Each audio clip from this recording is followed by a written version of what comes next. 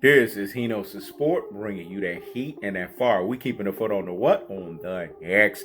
We keeping the foot on the what? On the X. Now let's get on to it, man.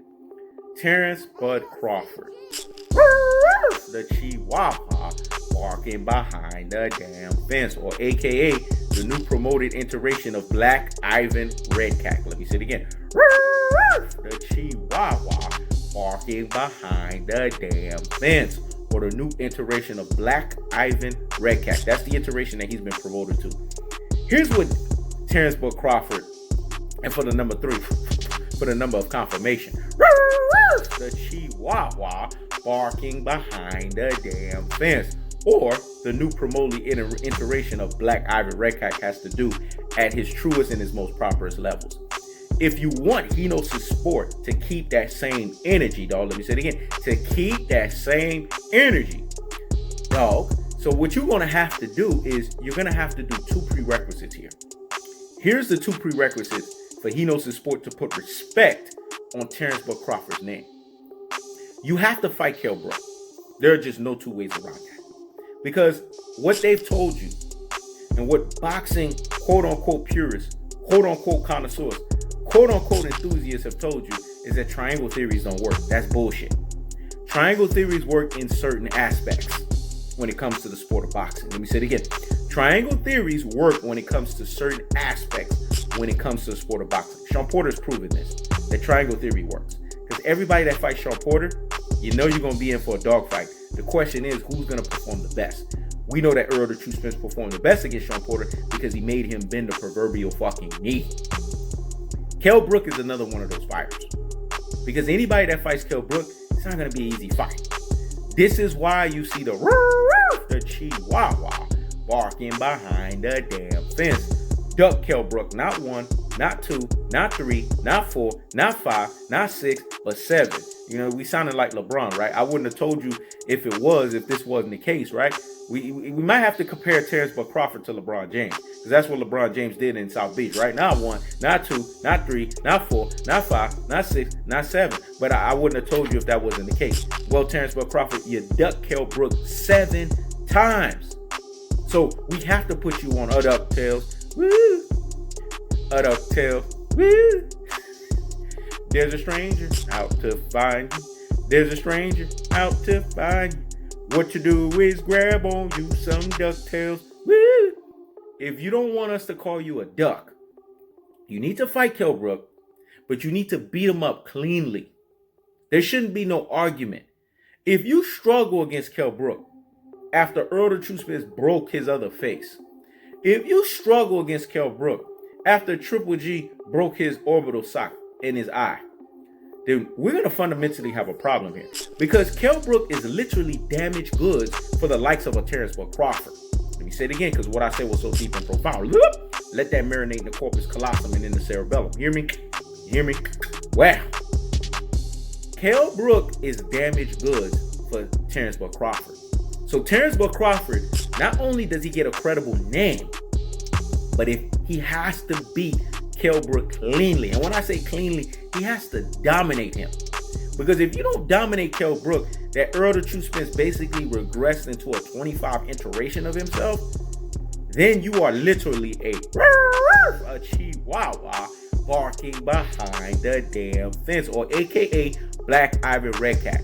But Hino's Sport is gonna address the reverse bias, aka detractors, aka panders. Because the narrative they're running is, oh, Terence Bud Crawford's not going to get credit if he beats Kell Brook. No, he's going to get credit. But here's the prerequisites. He has to beat up Kell Brook. He has to dominate Kell Brook. Even though Kell Brook is a 25% version of himself, thanks to Earl the True Spence, he has to dominate him.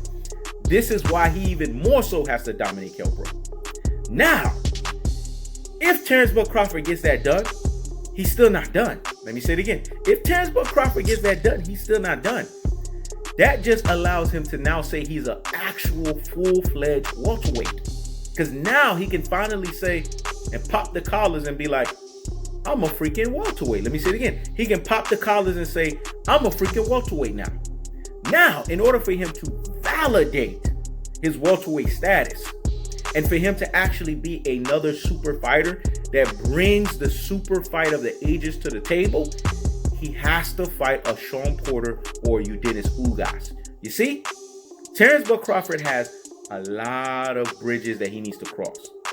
And he did that to himself because he sat there when he was interviewed by Andre Ward, and he said he has a lot of fight left in him. So I don't want to hear this excuse about Terence Bud Crawford is aging, his skills is eroding. Because see, this is what reverse bias, aka detractors, aka panders do. Well, if Earl the True Spence don't fight Terence Bud Crawford right now, he's going to be fighting a Terence Bud Crawford who's damaged goods. That's that same fuck shit they did with Manny Pacquiao and Floyd Mayweather. But I'm laughing my ass off like this. And it's a things that make you say, because the cold-hearted, the unadulterated, cutthroat true teller fashion was Floyd Mayweather was actually older than Manny Pacquiao. So, higgity fucking hush. Here's the cold-hearted, here's the unadulterated, here's the cutthroat true teller fashion. Terence Bud Crawford told Andre Ward, I still have a lot of fight left in me. And that came out of the GOAT's mouth. If that's the case, then y'all reverse bias, AK detractors, AK panders need to keep that same energy. Because here's the underlying and the undercurrent truth here. Terence Bud Crawford has to then, after he beats up, and that's if he gets by Kell Brook, and he beats up cleanly, he has to then turn around and then beat up cleanly a Sean Porter or Ugas. Cleanly. And the reason why I'm putting the bar so high is because y'all put the bar on Terence Bud Crawford so high. Let me say it again. The reason why He Knows His Sport is putting the bar up so high for Terence Bud Crawford is because y'all put up the bar so high for Terence Bud Crawford. Y'all said in cockamamie Bud Manfan or Omaha, Nebraskan fashion that Terence Bud Crawford is a boogeyman when we know damn well he's a snot-filled or snot-nosed booger man. Let me say it again. You guys said that he was a boogeyman when we know damn well he's a snot-nosed or snot-filled booger man. That's his truest, that's his most properest levels at the welterweight division. So that's the prerequisite. That's the standard. And if Terence Bud Crawford can prove that, he can fight a 25% Kell Brook or whatever's left of him that Earl the True Spence did, because Earl the True Spence completely damaged this dude. It has to beat this guy cleanly, and it has to be unquestionably and unequivocally that Terence Bud Crawford dominated him. Now, after Terence Bud Crawford does that, he has to turn around and dominate cleanly a Sean Porter or Ugas. Terence Bud Crawford does that, you will see He Knows His Sport come out with a video immediately to give Terence Bud Crawford respect. And I will put respect on his fucking name. Let me say it again. He Knows His Sport will come out with a video and give Terence Bud Crawford full respect, and I will put respect on his name. But you know why He Knows His Sport is laughing right now? Because I know the tendencies of a Terence Bud Crawford. He's a chihuahua barking behind the damn fence, or aka the new promoted iteration of a black Ivory Red Cat. So He Knows His Sport doesn't even believe that Terence Bud Crawford can pull off these feats. But if he does, He Knows His Sport will be the first one to drop a video to give him credit and say, okay, now he's a super fight. Now this could be a super fight of the ages. Now Earl the True Spence can fix his eyes and his radar on Terence Bud Crawford and say, you know what? Now you bring something to the negotiation table. Now we can negotiate this fight fairly, 60% in my favor, 40% in your favor. It will never be a 50-50 fight. Let me say it again. 60% in my favor, 40% in your favor. It will never be a fair fight because Earl the True Spence will still have more heavyweight lifting that's associated with his resume at 147 as opposed to Terence Bud Crawford. Like I said before, recap.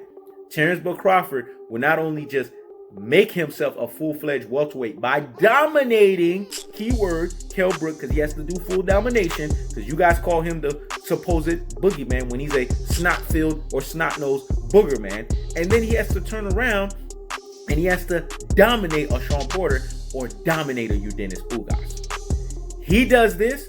Now he finally just enters into the dance to where he can pop his collar and say he's an actual welterweight. And now we can get the super fight of the ages. This is the prerequisite that Terence Bud Crawford has to follow. And if Terence Bud Crawford follows this to the T, he's going to get that fight with Earl the True Spence. And now he can walk into the negotiation table, pop his collar, and sign his 40% with proudness. Because now he finally did something that can justify his welterweight status. I keeps the foot on the what? On the X. I keeps the foot on the what? On the X. This is Henos the Sport. Checking out.